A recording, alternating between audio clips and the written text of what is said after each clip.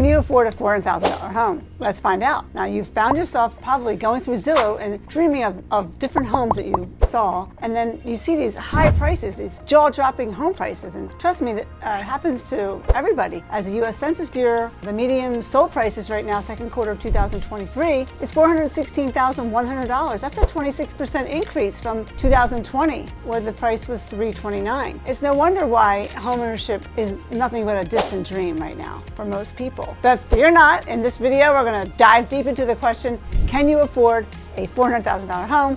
Buckle up as we break down the budget and the cash in the upfront and the ultimate vibe check to see if you're ready to take on that $400,000 dream castle. And let me tell you, buying a home is not for everyone. Is it for you? Let's find out.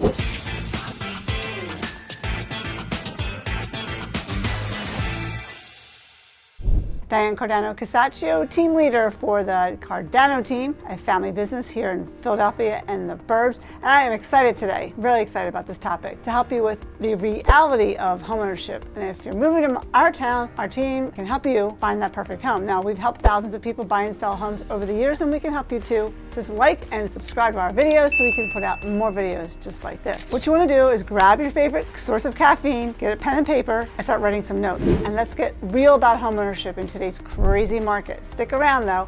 You might just find some eye-opening truths that could change the way you think about that dream home. So let's go. Let's start with the breakdown of the mortgage payment. That's most important. How much money every month has to come out of your pocket, and can you afford that? There are 5 factors come in play: principal, interest, hazard insurance, property taxes, and also mortgage insurance. But that's only if you don't put down more than 20%, otherwise you have to pay that. Now, the good news, we can predict the principal and interest for any situation. The rest, the mortgage insurance and hazard insurance and taxes, they vary depending on different factors like where you live. And if you live in Philadelphia, homeowners insurance, for example, could be 10 or 20% more than in the suburbs of Philadelphia. So we're going to start with our first 2 factors. Factor 1, principal, and 2, interest. Now, you can find this using any mortgage calculator. All you do is Google mortgage calculator, and for a $400,000 home, since most people are putting down right now at least 10%, that would be $40,000 for a loan amount of $360,000. But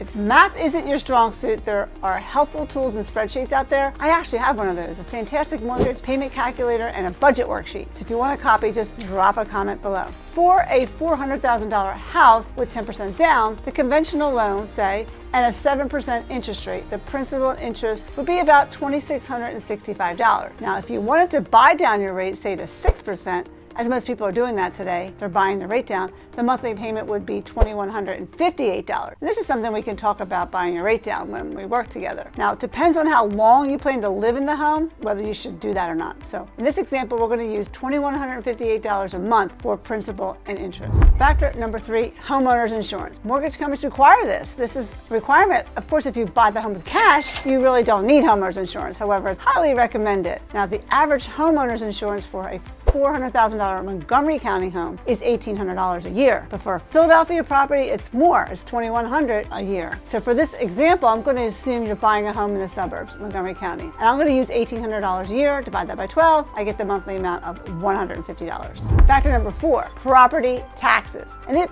depends on what county you live in and what township within that county. Some townships could be way more than another township, even in the same county. But for Philadelphia County, the average annual taxes for a $400,000 home is $4,000. For Montgomery County, it's $5,000, and for Bucks County, it's $4,400 a year. Now, if you're looking to move though in New Jersey, the average property taxes are just over like $8,000 a year. That's a lot. Factor number 5, mortgage insurance. That will vary and depends on factors like your down payment and credit score. And for a down payment of 5% with 720 credit score, the payment would be about $290 a month. But for 10% down, it's $185 a month. And since most people are putting down this 10%, I'm going to use $185 for this example. Moving on, we're going to use the 50-30-20 rule for budgeting. 50% of your income goes to needs like housing, food, and utilities, but 30% is for wants like subscriptions, travel, entertainment, all your apps, things like that. And the remaining 20% is for savings and debt. So here's my budget works comes in handy. It's like a snapshot of what you're spending right now and kind of tells you, can you afford this additional expense for a house? But here's the kicker.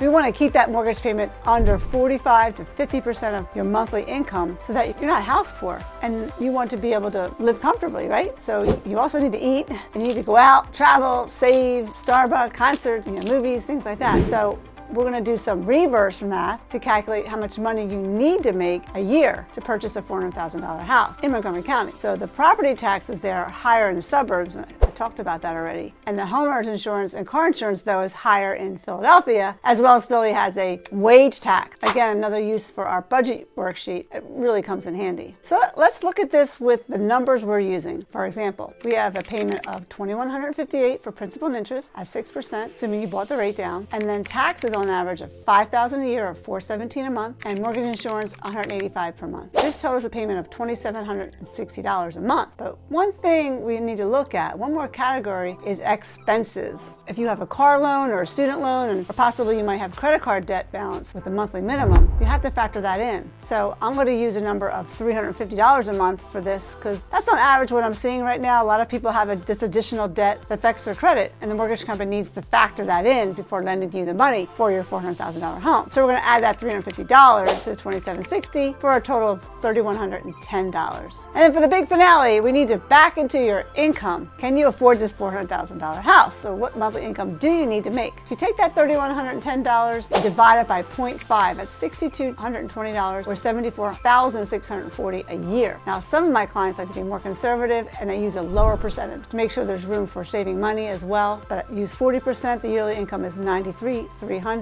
So you need to be making between $75,000 and $100,000 per year to comfortably afford that $400,000 home. That's a lot of money. And most people are not making $100,000 single salary, right? Maybe two wage earners, much better. So it might make sense to go partner on somebody that you know, a roommate or a significant other, in buying the house. But it does raise some questions about people buying homes at this price point, and they have lower incomes. Maybe they're just putting more money down, or bank of dad or something like that. But so take a deep breath. It's not all doom and gloom. Homeownership isn't solely for finances or investment anymore. It really isn't. It's about fulfilling personal goals and aspirations. There's so many other benefits of homeownership. It's the ownership of a home. It just feels so good. Drive home at night and just drive up into the driveway and it's your home. So if this video gave you a wake-up call, that's good. Dive into your finances, do your research, and make informed decisions about homeownership. Check out my other video about the home buyer red flags.